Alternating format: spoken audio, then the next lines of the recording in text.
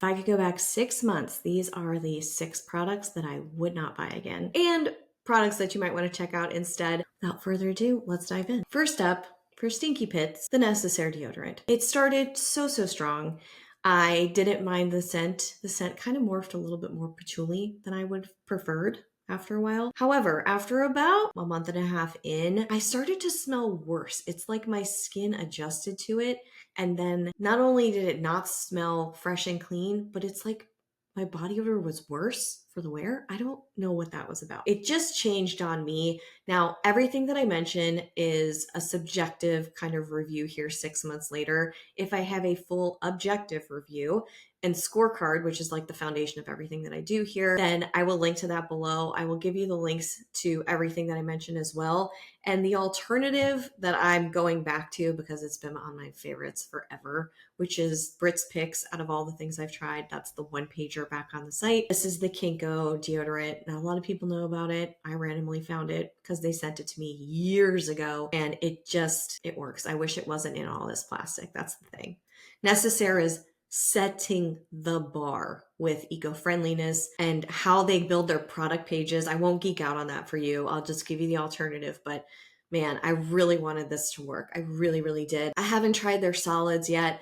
I'm also not trying Primarily Pure.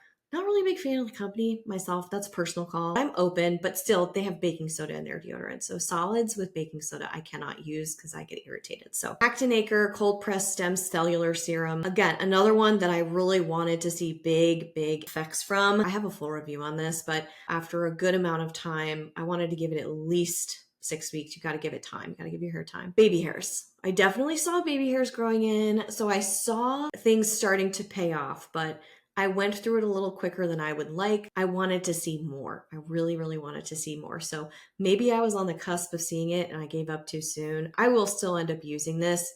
I've tried a few of their other products. They just have not worked out for my hair for one reason or another. Next, and this is a big one, I haven't updated the reviews that are out there on this, which were positive. And maybe it's just the last 2 batches that I've gotten, but this is the Typology Tinted Serum. Now, I actually really liked the performance of this product. However, the last 2 batches that I purchased, after maybe 2 months, which is too soon for this to happen, the way that these formulas smelled was just awful. Sour. Very sour smelling. Of course, I reached out to the brand. I really like the brand.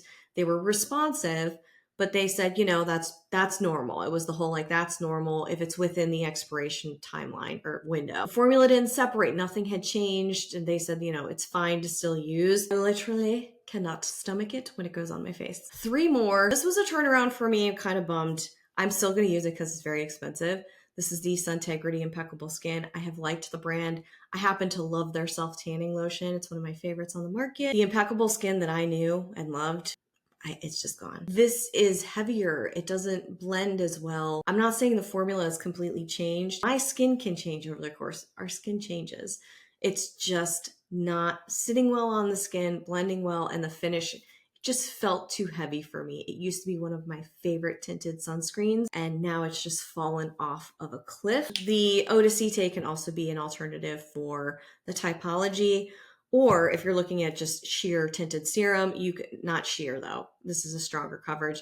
Here's the OG. That does have a floral scent to it though, so I have a full review for both of those. You can check that out. Ritual de Fia's concealer. This is a strong brightening concealer, but I didn't like how it was creasing under my eye. It felt a little bit too rich of a texture for me. I think some people might really like this if you're looking for moisture, really strong coverage, and I don't know, crepey skin, this is probably gonna crease more than you would like. Everything kind of creases, so you might have to set it. It wasn't the best with setting powder because it's a little bit richer of a texture. That's an alternate here that I continue to lean on is from Iris Romeo. This is their Best Skin Days concealer. I have others that I like out there, but these both have pretty similar coverages. The texture of Iris and Romeo is very silky. It glides. Look at the ingredients because that will also be a determining factor. But yeah, the RDF just failed me. Finally, the Solawave. The one redeeming thing about this for my skin and what I was looking for, which is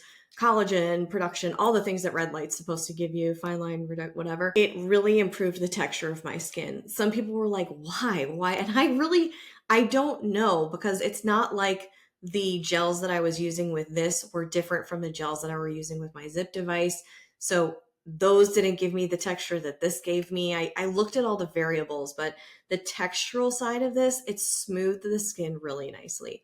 However, I have resurfacing masks for that. I gua sha. This is not for me. I can tell you that some people really like this for spot treatment on acne and scarring. So if those are your issues, it's something to look into. Also, it's really nice for travel. It's kind of also very therapeutic. I don't have a direct alternate for you here. I'm testing the Current Body LED face mask. I've been doing that for about a week. I'm going to give it 6 weeks. So we have a ways to go there. I'm just very curious about how the mask compares to a full red light panel because I've been digging into that and nerding out on that. I'm not sold on the masks. I'm really leaning towards the panel, but the proof will be in the before and after pictures that I get with this, as it is with all of that skincare tech. By the way, I don't have a good alternate yet for this serum for hair growth. I am going to be trying is from Maya Chia. It's a brand that I adore. I've loved them since I first tried them. This is their powerful scalp and hair treatment. Again, I'm not having massive issues with the hair, but I can tell when it's healthy and when it's not. We're in a good phase right now, so I feel pretty strong about it. It's also an inside out and stress related thing, so there's a holistic element there, of course. In the meantime, this is what I will be testing instead of the Acre to see if I can get any better results. That's all I have on my 6-month regret list and products that you might want to check out instead. If you've tried any of these and you've had very different results, share in the comments and let us know a little bit about your skin. I'm just one person, so I love to have alternate perspectives here. If you would like to check out favorites, you can always go back to Britt's picks on the website, or you can look at this playlist and just grab the popcorn and dive right in.